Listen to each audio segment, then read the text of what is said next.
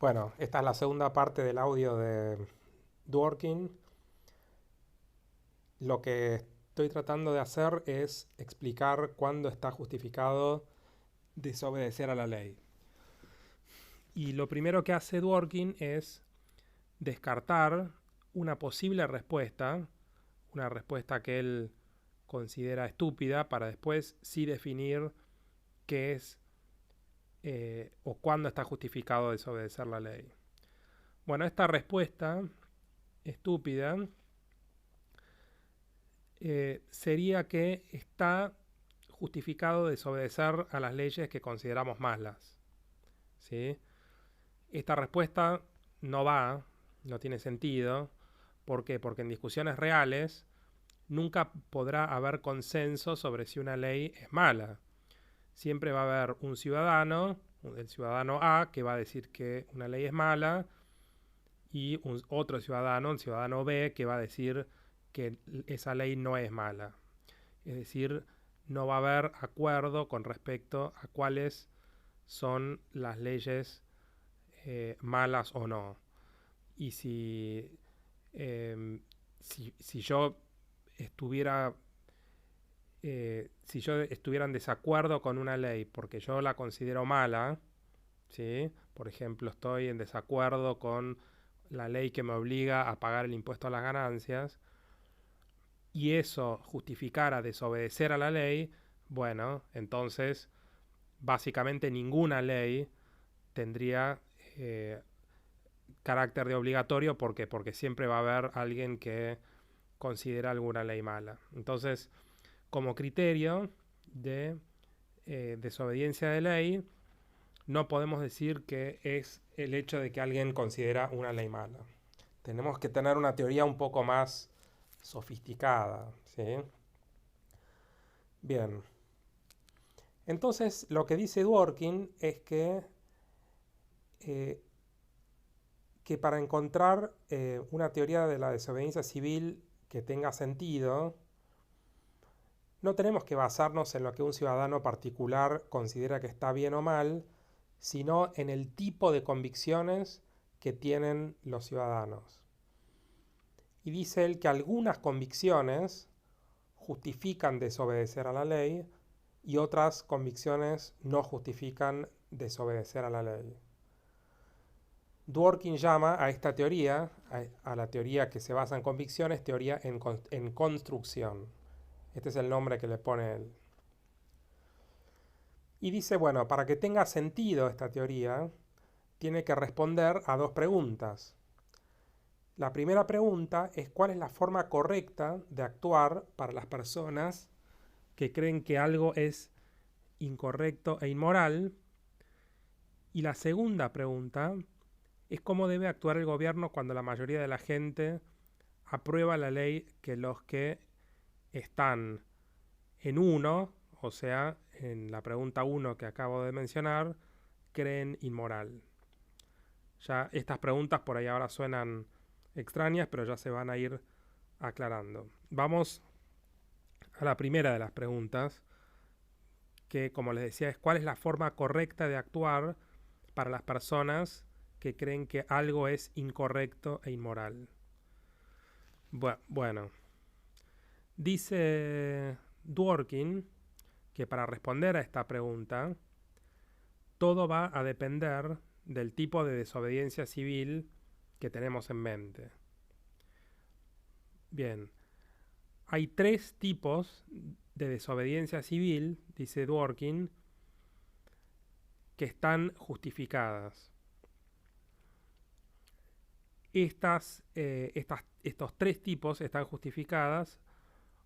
¿Por qué? Porque están basadas en convicciones. Y son diferentes tipos de convicciones, pero son convicciones al fin. La primera de ellas es la desobediencia civil que está basada en la integridad. ¿Qué es esto? Bueno, a veces nuestra conciencia, lo que nosotros pensamos acerca de algo, o la conciencia que tenemos acerca de algo, nos impide por completo hacerlo, ¿sí? A veces la ley nos pide algo que está totalmente en contra de nuestra integridad. Y Dworkin da como ejemplo una ley que nos exige delatar a un esclavo que se está escapando. Puede ser que haya muchos individuos que digan, no, esto va completamente en contra de mis convicciones, de mi integridad moral. Yo no puedo delatar a un esclavo, primero porque estoy en contra de la esclavitud, segundo porque estoy en contra del racismo y tercero porque estoy en contra de delatar a las personas, ¿no? Otro ejemplo posible de desobediencia civil basado en la integridad es cuando un Estado, un gobierno nos pide ir a una guerra injusta. Esto sucedía durante los años 60 cuando el gobierno de Estados Unidos le pedía o le exigía a mucha gente participar en la guerra de Vietnam. Bueno, en ese caso, mucha gente alegando o apelando a razones de integridad decían que esa guerra era completamente incompatible con sus convicciones más básicas y sus convicciones morales.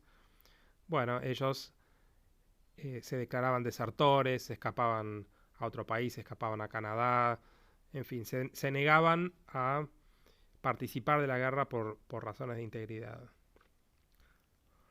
Bien, otro tipo de desobediencia civil es la que está basada en la justicia. Este tipo de desobediencia civil es diferente al de la integridad que les mencionaba antes.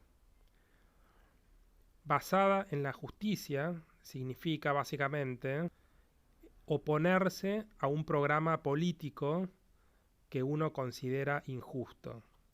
Acá ya no hay objeciones de conciencia o de integridad. No es una cuestión de que el programa político bajo el cual estamos o nos quiere imponer el gobierno es violatorio de nuestros valores morales, sino que más bien consideramos al programa político como totalmente injusto.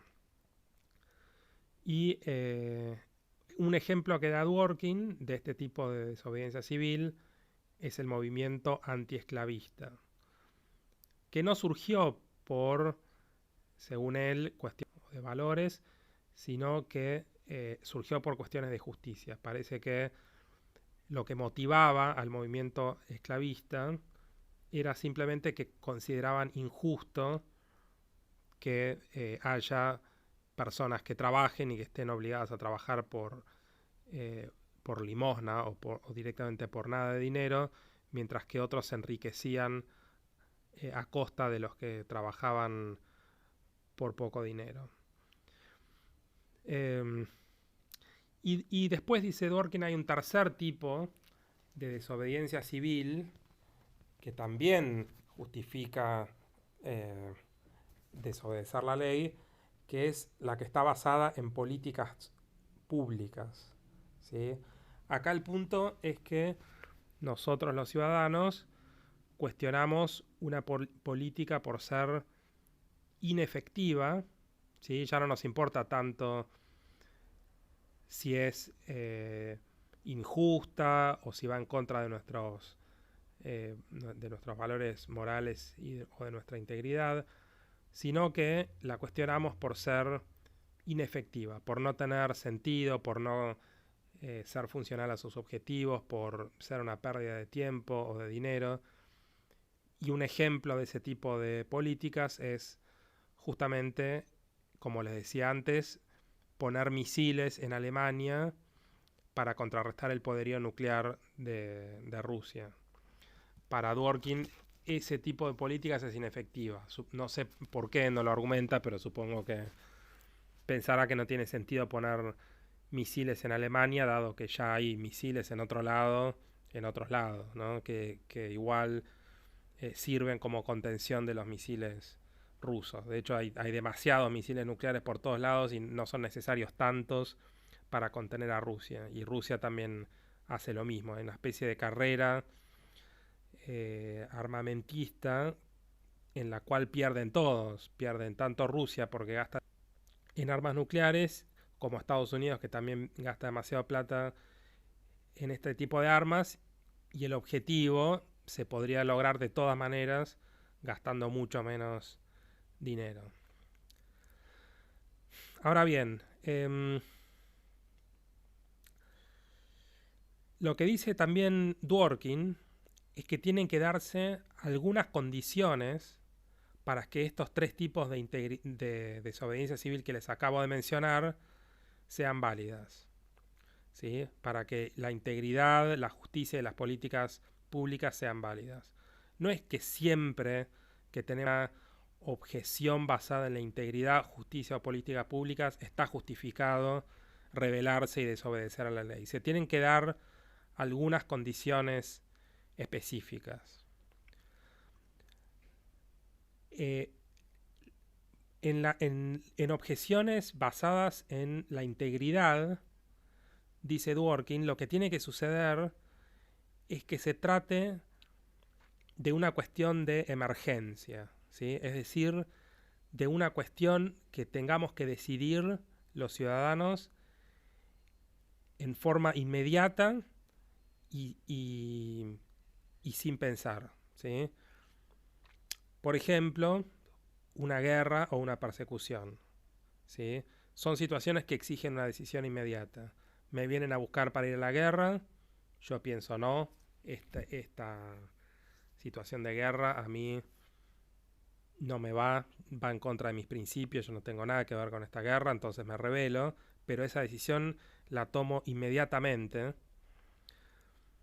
O lo mismo una persecución a un esclavo al que el gobierno nos pide que delatemos. Supongamos está escondido en el sótano de nuestra casa y un funcionario, un oficial viene, nos toca las puertas y nos dice, ¿está acá o no? Bueno, eso también requiere de una decisión inmediata, ¿sí?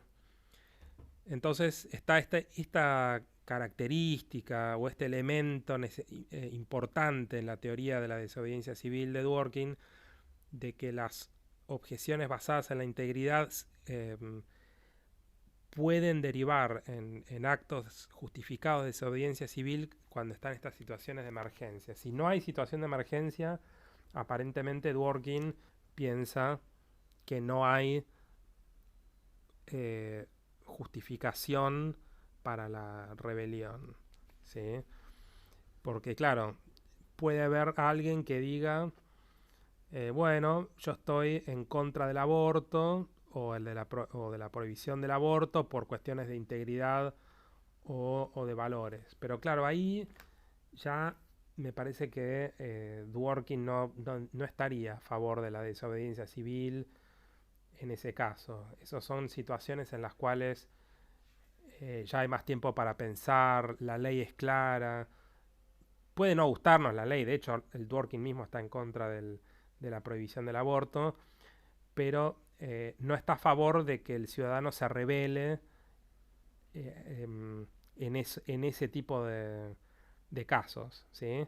Él está a favor únicamente cuando se dan, como yo les decía, estas situaciones de emergencia. Lo mismo puede pasar, por ejemplo, en el caso de los impuestos injustos. Alguien puede decir, no, que a mí me obligan a pagar un impuesto por el campo que yo tengo, no sé, una retención a la exportación, a mí me parece injusto y va en contra de mis valores y de mi integridad moral.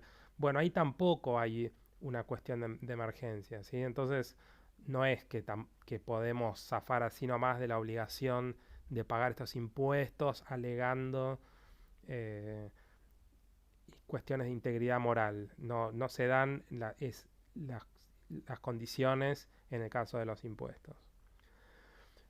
Bueno, y yendo al segundo de los tipos de desobediencia civil, que son, como les decía, los que están basados en la justicia, es decir, los que están basados en la idea de que el programa político que es injusto, bueno, dice Dworkin, está bien, podemos rebelarnos y violar la ley en esos casos, pero hay un par de condiciones que tienen que darse.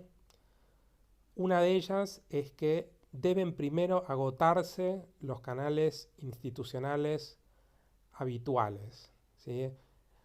Por ejemplo, tienen que haberse apelado a todos los medios de protesta normales, como las campañas, las protestas, el diálogo con autoridades, etcétera.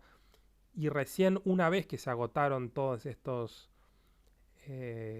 canales o medios de protesta normales o habituales, y si no funcionaron, ahí sí tienen los ciudadanos el permiso, digamos, o el derecho moral a rebelarse. Creo que un buen ejemplo de esto son las, em, los piqueteros.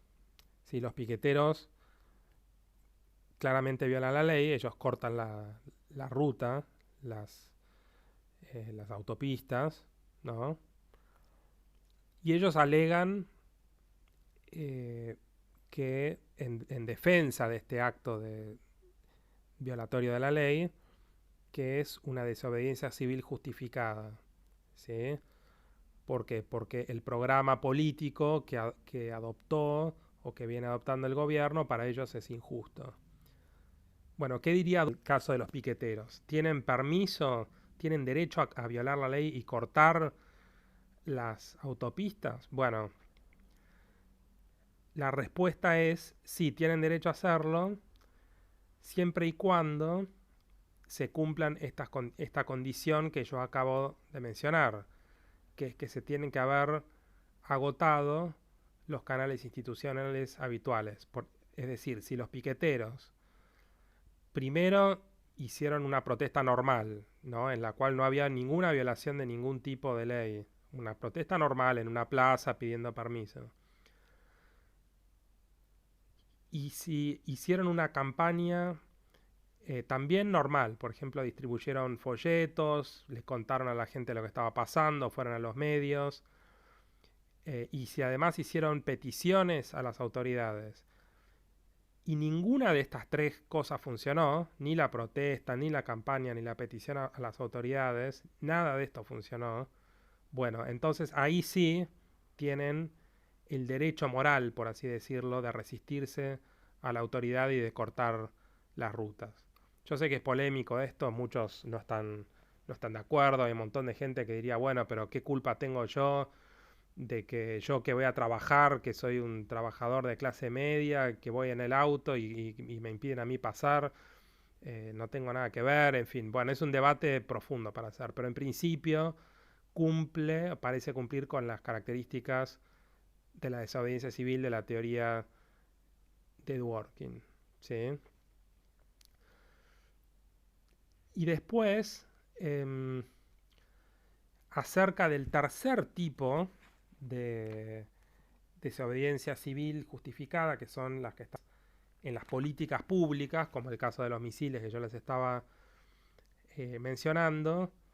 Bueno, dice Dworkin, es que funcionan o están permitidas siempre y cuando eh, adopten estrategias persuasivas y no persuasivas, ¿sí? Es decir, las estrategias persuasivas son obligar a la mayoría a escuchar argumentos en contra del programa.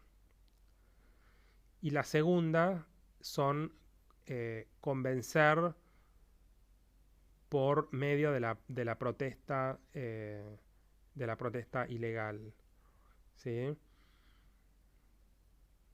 Entonces, la idea es que las estrategias es que primero la gente tiene que apelar a la persuasión, primero tiene que convencer a los demás de que ellos tienen argumentos a favor, y si no logran hacerlo, entonces pueden sí pasar a las estrategias no persuasivas, ¿sí? Entonces, esta, esta definición es, digamos, parecida a la definición anterior que yo les daba antes, en el cual les decía que bueno, primero tienen que agotarse los canales institucionales habituales y luego ahí sí hay permiso de la rebelión. ¿Sí? Bien. Em, entonces acá lo que tenemos son las condiciones generales que se tienen que dar para violar la ley. Y si también yo había empezado el audio diciendo que hay dos tipos de preguntas que hay que responder. La primera es, ¿cuál es la forma correcta de actuar para las personas que creen que algo es incorrecto e inmoral? Esa respuesta, dice Dworkin, ya está respondida. La respuesta correcta de actuar para las personas que creen que algo es incorrecto e inmoral es rebelarse siempre y cuando se dan ciertas condiciones. Pero ahora hay una segunda pregunta interesante que es ¿cómo debe actuar el gobierno cuando la mayoría de la gente aprueba la ley que los que se rebelan creen inmoral? Porque puede llegar a pasar que, como pasó en Estados Unidos, que un montón de gente se rebeló a raíz de la matanza de un montón de otros, que quizás son mayoría, que están a favor de las leyes vigentes y que están en contra de que haya saqueos y de que haya protestas, etcétera. Entonces, ¿cómo tiene que actuar el gobierno en ese caso? ¿Cuáles son las obligaciones específicas del gobierno? Y lo que responde Dworkin, es interesante esto, dice es que nunca se debe sancionar a alguien que proteste legítimamente, a menos que con la sanción se esté haciendo un bien general a la... Por ejemplo, si detener a protestantes por la instalación de misiles nucleares genera un daño mayor, no se debe sancionar a los protestantes, ¿sí? Es decir, puede ser que al sancionar a la gente estemos generando más problemas que los que queremos evitar. Entonces no se debe detenerlos. Ahora, si para mantener la paz social y el orden hay que detener a estas personas, entonces, aunque estén protestando legítimamente, bueno, el Estado tiene que sancionar, tiene que poner orden, digamos. Un poco las dos partes tienen la razón. La gente o una parte de la población tiene derecho en protestar y el Estado tiene razón en detenerlos si es que sirve para mantener el orden social. Bueno, esta es la respuesta muy breve que da Dworkin a la segunda pregunta y con esto concluyo el tema Dworkin, desobediencia civil. Saludos.